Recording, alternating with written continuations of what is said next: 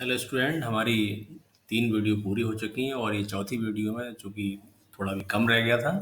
Content थोड़ा सीख लें कैसे कंस्ट्रक्टिव होती है, रचना कैसे की जाती है। हम बात कर रहे थे कंस्ट्रक्टिव क्लासरूम इंकरेजिंग एक्टिविटी, कौन कौन सी एक्टिविटी हैं जो क्लास में कराई जानी चाहिए और जो कंस्ट्रक्टिव को इनक्रेज करती हैं। एक्सपेरिमेंटेशन, बच्चा एक्सपेरिमेंट करता है, ऑब्जर्व करता है, मैनिपुलेट करता है, किसी चीज़ को तोड़ता है, फोड़ता है, उसके लिए देखता है जाके कि आखिर ऐसा क्यों हो रहा है। नेचर में देखता है, बाहर जाके देखता है, घर में देखता है। बहुत सारे एक्सपेरिमेंट आए दिन बच्चे घर पे करते रहते हैं।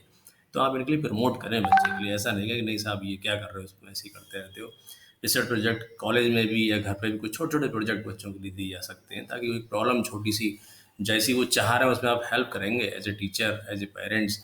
और उसको सॉल्व पूरी तरीके से नहीं करेंगे, करेगा तो बच्चा ही सब कुछ करेगा। फील्ड ट्रिप बाहर ले जा सकते हैं, उसके लिए कहीं बाहर घुमाने ले जा सकते हैं बच्चे के लिए, ताकि वहाँ से बहुत सारी प्रॉब्लम देखेगा और उनको हैंडल करने का प्रयास करेगा। आपने देखा हो बाहर जैसे कुछ देख के आया वो उसकी ड्राइंग बना रहा है घर पे बैठ के, वैसे ही करने का प्रयास कर रहा है। तो ये सब रचना है। फिल्म्स दिखा सकते हैं उसके लिए, चाहे कार्टून मूवी दिखा सकते हैं जिसमें उसका इंटरेस्ट इंटरेस्ट हो, या बाहर मूवी दिखा सकते हैं, घर पे दिखा सकते हैं। या बहुत सी कैसे कंस्ट्रक्ट करते हैं लोग, ऐसी फिल्में दिखाई जा सकती हैं ताकि वो एक्टिव हो और एक्टिविटी करने में आगे बढ़े। क्लास डिस्कशन, क्लास में डिस्कस करा सकते हैं किसी टॉपिक को लेकर, सबके लिए चार चार बच्चों को ग्रुप बना सकते हैं या पूरी क्लास में डिस्कस करा सकते हैं, ताकि सब लोगों को बोलने का मौका मिलेगा, बच्चे की झिझक भी दूर हो जाएगी और वो जाने कि मेरी भी कोई आइडेंटिटी है। कैंपस विकी ब्लॉग बच्चे के लिए हम कह सकते हैं कि वो अपने कुछ ब्लॉग लिख सकता है, डिस्कस कर सकता है, कुछ फोरम ग्रुप बनाए जा सकते हैं, ताकि बच्चा जो अपने विचारों को बाहर अभिव्यक्त कर सके और दूसरे लोग उसके विचारों को पहचान दे सकें। कंस्ट्रक्टिव लर्निंग में हम देखते हैं कि कोई सिचुएशन होती है, कोई ग्रुपिंग होती है, ब्रिज होता है कि एक सिचुएशन बच्चे के लिए देते हैं, वैसे बच्चा उस सिचुएशन में काम करता है। वो आर्टिफिशियल है या लेबोरेटरी में बनाई गई है या वो वास्तविक रूप में काम कर रहा है, सिचुएशन दीजिए, एक प्लेटफॉर्म दीजिए उसको बच्चे को, ताकि वो आसानी से सीख सके। और ग्रुप में काम करना सिखाइए। इंडिविजुअल तो करेगा ही करेगा, ग्रुप में, ताकि बच्चे आपस में मिलजुलना हमारे देश में बहुत ज़रूरी है कि समभाव हो, मिलजुल कर रहे हैं। ब्रिज जो बीच में टीचर स्टूडेंट के बीच में एक खाई पाटने का काम भी कंस्ट्रक्टिव से अप्रोच करती है, पुल बांधने का काम करती है। क्वेश्चंस, बहुत सारे क्वेश्चंस हैं, बच्चे अपने आप पूछ सकता है और टीचर कभी ये नहीं कहेगा तो फालतू क्वेश्चन पूछता रहता है। उसका आप जवाब दीजिए, जो क्वेश्चन पूछ रहा है उसके जवाब दीजिए, तभी उसकी जो जिज्ञासा है वो शांत होगी।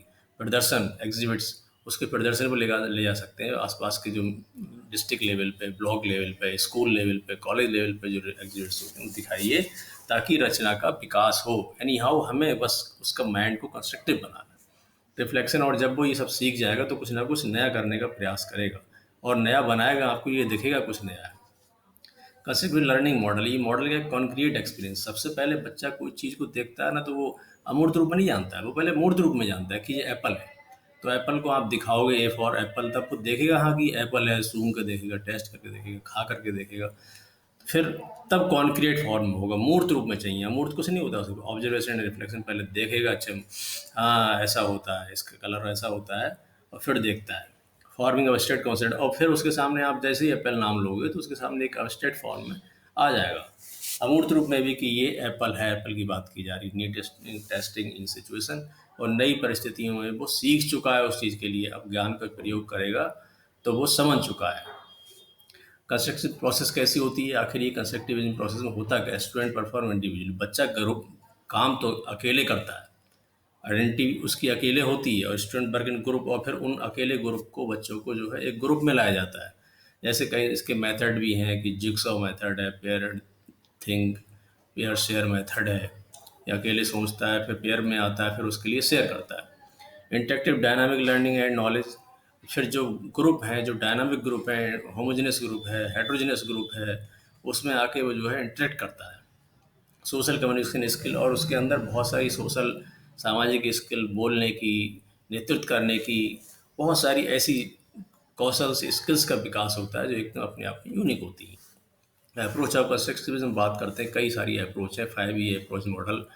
जैसे engage, explore, explain, elaborate, evaluate. पहले बच्चा किसी में इंगेज हो जाता है, किसी काम में इंगेज होता है, करने के लिए काम करना शुरू कर देता है, फिर कुछ एक्सप्लोर करता है, कुछ नया चीज़ खोजता है, उसके लिए फिर एक्सप्लेन करता है अपने शब्दों में, फिर एलाबोरेट करता है, फिर इवेलुएट करता है कि क्या हमारी चीज़ सही है या नहीं है। मान लो हमने कोई टॉपिक दिया उसके लिए वायु प्रदूषण संबंधित, तो उससे पहले एंगेज होगा, फिर उसमें कारण खोजेगा उसके, फिर एक्सप्लेन करेगा उसके लिए, फिर एलेबोरेट करके इवेलुएट करेगा, फिर रिजल्ट देगा कि हाँ आखिर ऐसा है, ये कारण इसके हैं। Project inquiry based model